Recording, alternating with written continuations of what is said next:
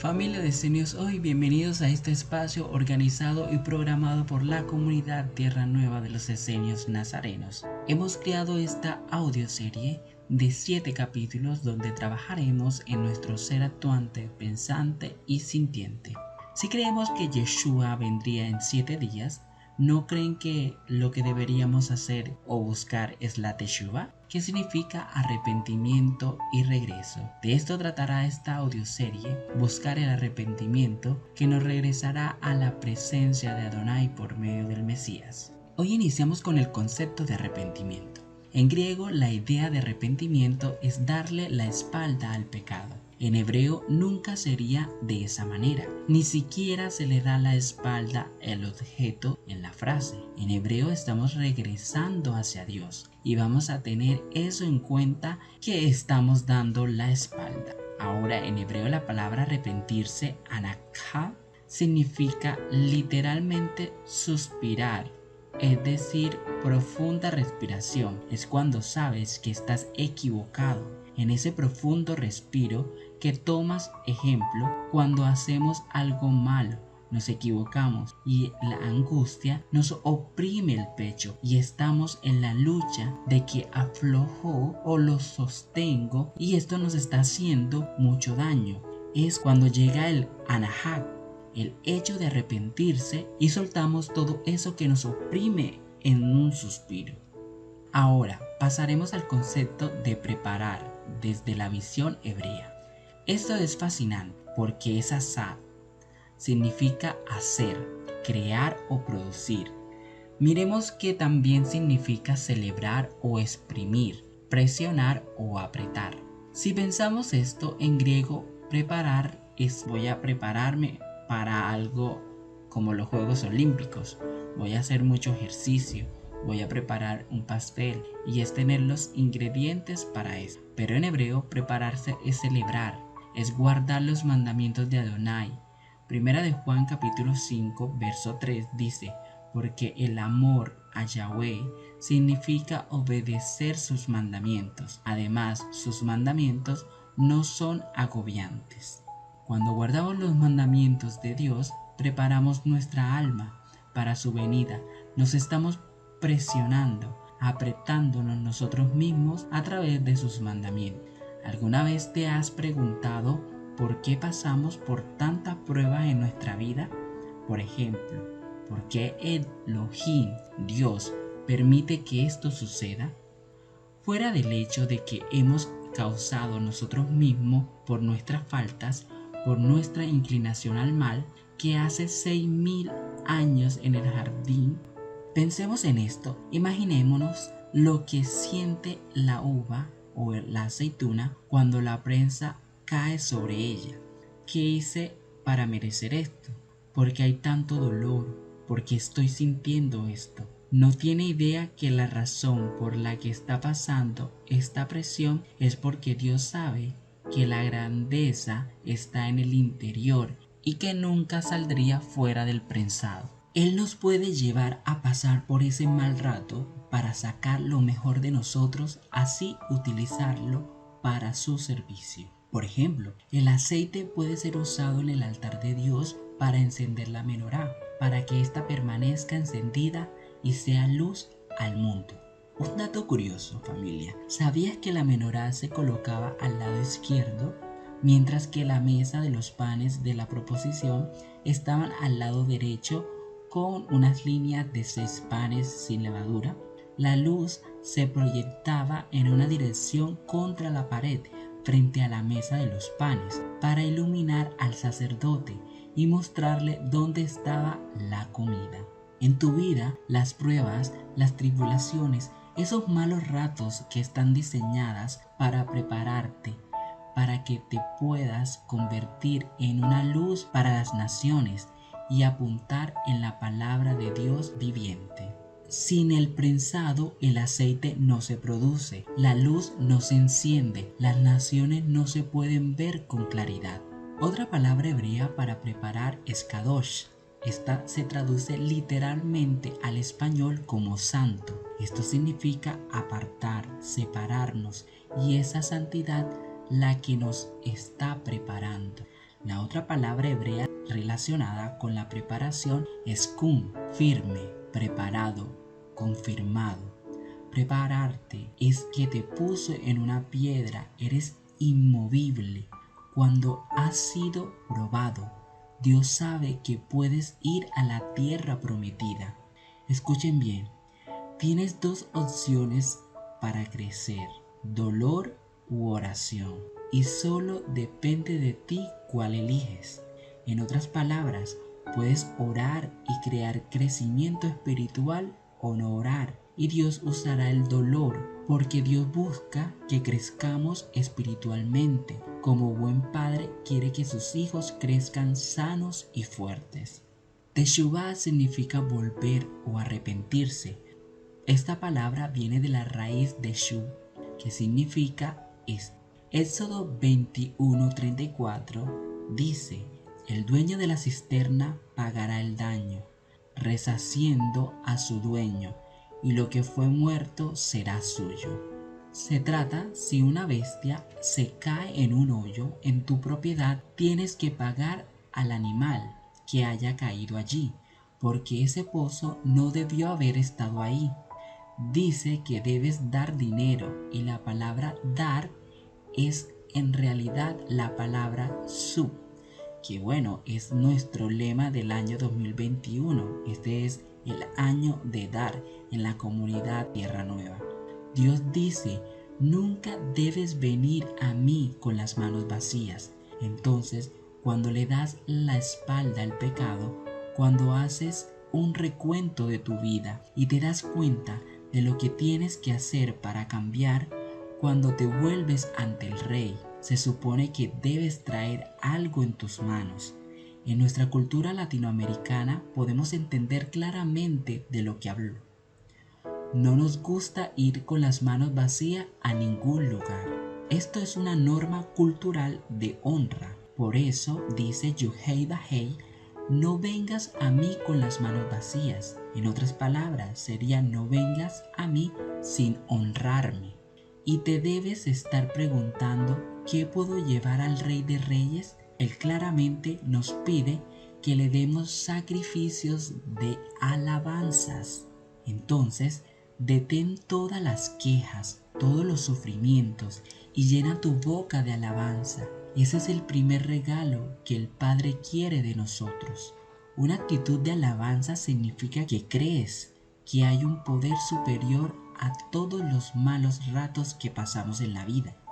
Cuando alabamos a Dios por el gozo de que nos puso en esa prueba y esta tribulación, entonces reconocemos que Dios es más grande.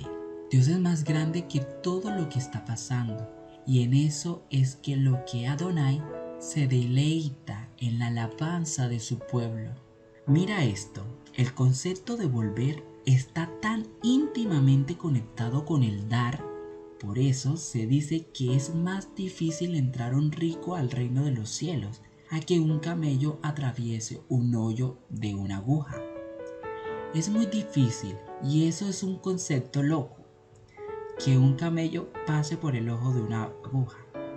Pero es más difícil que un rico entre al reino de los cielos. La idea es muy sencilla. Esto nos quiere decir que no podemos honrar el reino, ser egoísta y aferrarte a lo que Dios te da al mismo tiempo. No se puede hacer. Al final del día, cuando audite sus libros, averiguar cuánto de los talentos, tiempos y tesoros te dio.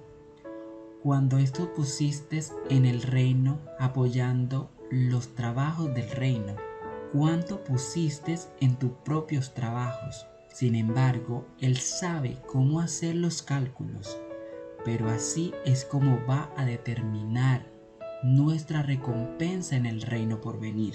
Dios se basa en cuánto nos esforzamos a hacer crecer el reino en esta tierra. Ahora les pondré el ejemplo de un campo de trigo. Cuando crece un trigo, podemos notar que es muy recto, muy firme y de un tono verde. Es muy orgulloso, se eleva hacia el cielo absorbiendo los rayos del sol. ¿Y luego qué pasa cuando envejece? cuando solo lo golpea el verano. Tiene una idea pero está secando y tiene hambre, le falta lluvia, pero dentro de él las semillas que posee se hacen cada vez más fuertes, más grandes y se multiplican. En ese último momento, cuando ya no puede crecer más, el trigo agacha la cabeza hacia el suelo y en ese momento que Adonai comienza a extender sus alas y cae al suelo para dar 100,000 y hasta millones. Dios está invitando a su pueblo a que bajen sus cabezas y empecemos a orar. Segunda de Crónicas 7:14 dice: y si mi pueblo que se identifica usando mi nombre se humilla, ora, me busca y abandona su mala conducta, entonces yo lo escucharé desde el cielo, perdonaré sus pecados y restauraré el bienestar del país. Orar crea humildad que trae el apartarse de la maldad. Así que Dios sana nuestra tierra. Si no nos damos unos a los otros, no traemos el sacrificio. ¿Qué estás haciendo por Dios? ¿Cuándo fue la última vez que ayudé? ¿Cuándo fue la última vez que humillaste tu corazón ante Dios? Entonces déjame animarte en esto. Te invito a que leamos el Salmo 27. Canto de David antes de que fuera ungido. Yuhei-Bajei es mi luz y mi salvador, a quien temeré. Yuhei-Bajei es el defensor de mi vida, ¿de quien tendré miedo? Aquí la palabra salvación en hebreo es Yeshua, que es el nombre original del Mesías, el que conocemos como Jesús. Versículo 2. Cuando los malhechores me asaltaron para devorar mi carne, mis perseguidores y enemigos, ellos desayunaron y cayeron. Versículo 3. Si mi ejército acampa contra mí, mi corazón no temerá. Si la guerra rompiera contra mí, aún así yo seguiré confiado. Versículo 4. Solo una cosa he pedido a Yuhei-Bajei. Solo esto buscaré de todo corazón, que yo debo morar en la casa de Yuhei-Bajei todos los días de mi vida. Sabemos que muchas personas citan este pasaje. Dicen, sabes, que una cosa que he deseado es morar en la casa del Señor para siempre. Pero no dice eso. Dice una cosa he pedido o deseo, y eso buscaré. Luego dice que puede habitar en la casa del Señor todos los días de mi vida. Familia, les hago una pregunta. De todos los problemas que puedas tener, y de esos tengo muchos, y constantemente estoy refinando mi carácter y mi imagen para ser más como el Mesías. Esto es lo que dice David. Una cosa que desea más que nada es eso, es lo que él buscará. ¿Alguna vez has hecho esta oración? ¿Alguna vez le has pedido a Dios, dame la capacidad de buscarte? Dame el deseo de buscarte. ¿Por qué nosotros vamos en una dirección pero al final del día terminamos buscando la otra? Que son nuestros propios intereses, pero rara vez buscamos lo que Él quiere o lo que desea. Entonces dejemos que esto nos muestre lo que debemos buscar para que podamos habitar en la casa de Adonai todos los días de nuestra vida, para contemplar la belleza de Yuhei-Bajei y visitarlo en su templo. El versículo 5 dice: porque Él me escondió en su tabernáculo en el día de mi aflicción. Él me cobijó en el secreto de su tabernáculo. Él me puso en lo alto de la roca. Tabernáculo es una sucad, una choza, una carpa, una tienda de acampar. Versículo 6 nos dice: entonces mi cabeza levanto por encima de los enemigos a mi alrededor y ofrecí a su tabernáculo el sacrificio de alegría. Yo cantaré salmos a Yuhei-Bajei. Bueno, tienes enemigos que te rodean y él dice a que Dios absolutamente me esconderá y me pondrá sobre una roca y levantará mi cabeza sobre mis enemigos. ¿Sabías que al final del día el enemigo no tiene que someterte? Y si sigues a Yahweh, sigues al Creador y puedes buscar su rostro y haces lo que dice la Escritura, Dios te elevará en una roca. Continuamos con el versículo 7. Escucha Yahweh mi voz, cual ha pronunciado alto, compadécete de mí y escúchame. El versículo 8. Mi corazón dijo a ti, yo diligentemente buscaré tu rostro, oh Yahweh, yo buscaré. Versículo 9. No esconderás tu rostro de mí, no rechaces con ira a tu siervo. Tú eres mi ayuda, no me abandones, no me dejes, oh Elohim, mi Salvador, no me pases por alto. Versículo 10. A pesar de que mi padre y mi madre me hayan abandonado, Yahweh me ha tomado para él. Bueno, familia, a veces en nuestra vida podemos estar en una situación adversa, pasamos por un mal rato, de una forma que pensamos que Dios no puede estar en esto. No puede ser cierto, Saulo o Pablo te está persiguiendo con sus soldados. Su lanza está literalmente en tu puerta y no hay salida y piensas, estoy encadenado. Eso es lo que Pedro debió haber pensado. Estaba encadenado, estaba en el hoyo. Pasó en lo peor de lo peor hace más de 2000 años. ¿Cómo va a salir? Podría ser una pregunta que se tuvo que haber hecho en ese momento. Y de repente un ángel entra por la puerta y lo prepara para lo sobrenatural. ¿Cuántas veces vemos en la historia bíblica donde los hijos de Israel retrocedieron hasta el Mar Rojo y los egipcios le pisaron los talones? Todos serían masacrados. No podía ser peor. Era una preparación para lo sobrenatural. Dios nos está preparando para lo sobrenatural. En lo personal, Dios me está preparando para algo sobrenatural. Tengo una situación en la cual no tengo el control. No hay nada que pueda hacer al respecto. Las respuestas que me dan no son nada favorables. Yo sé que Adonai está preparando para algo grande. Lo sé porque he pasado por valles de sombra de muerte. He temido al mal y Dios me ha enseñado a no tenerle miedo al mal, porque Él es bueno cambiando las cosas para su gloria. Así que haz esta oración. Continuamos con el Salmo. El versículo 11 nos dice, enséñame tu camino, Yahweh, y sígueme por senda allanada a causa de mis enemigos. Versículo 12. No me entregues al deseo de los que me afligen, porque me han levantado testigos falsos contra mí, y la injusticia ha mentido en ella misma. Versículo 13. Yo creo que he de ver la bondad de Yahweh en la tierra de los vivientes. Versículo 14. Pon tu esperanza en Yahweh, sé fuerte, y que tu corazón tome valor. Si pon tu esperanza en Yahweh. Vamos a sobresaltar la palabra esperanza o espera.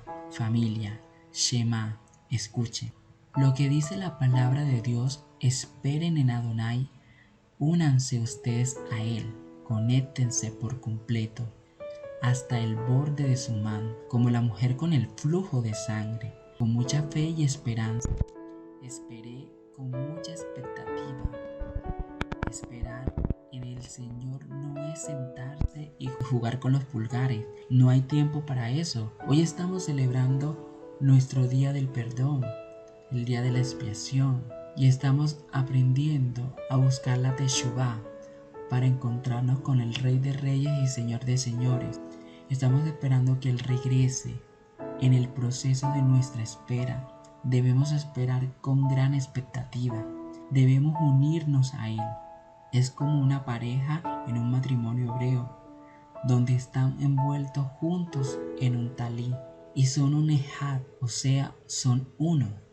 Su mente, su voluntad, emociones a lo largo de las décadas se fusionan para ser una en un espíritu. hasta poder leer la mente de su cónyuge. Esto es lo que el Padre quiere que hagamos, que estemos unidos. Escuchen, no atados a la palabra solamente. Sí, y no se limite a mantener la nariz en la palabra de Dios y aprenderlas. En grupo de fariseos hicieron esto y no les funcionó. No les hizo bien porque saberla no es suficiente. Debes atarte con las mismas estructuras de su corazón. Debes conocerlo íntimamente. Para cerrar este encuentro de esta pequeña serie, los invito a que regresen al campo del Padre. Siéntate en su regazo, pregúntale a alguien cerca de ti en qué puedes trabajar esta semana. Regresa y espera en el Señor con gran expectativa. Hazte uno con Él y comienza a orar para conocer su corazón. Bueno, familia, que la gracia y la paz de Adonai estén con todos ustedes.